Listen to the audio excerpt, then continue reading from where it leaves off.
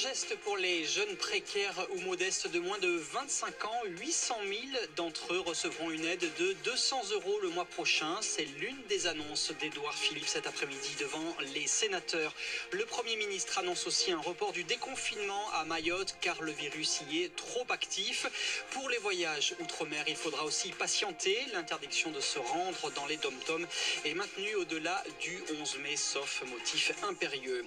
Pour les lieux de culte, le gouvernement se dit prêt à revoir sa position. Les offices pourraient de nouveau être autorisés à partir du 29 mai, mais uniquement si la situation sanitaire le permet. Quant à la reprise de l'école, elle est repoussée de quelques jours pour les petits Parisiens. Ce sera le jeudi 14 mai. Décision du directeur de l'académie pour permettre aux enseignants de mieux préparer cette rentrée.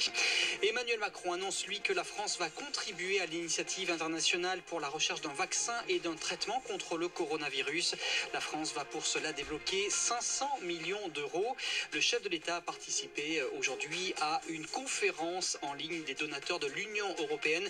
L'objectif est de réunir au moins 7,5 milliards d'euros. En Europe, plusieurs pays ont entamé ou élargi leur déconfinement. Aujourd'hui, c'est le cas de l'Italie. Le travail a repris dans la plupart des entreprises et la circulation est un peu plus libre.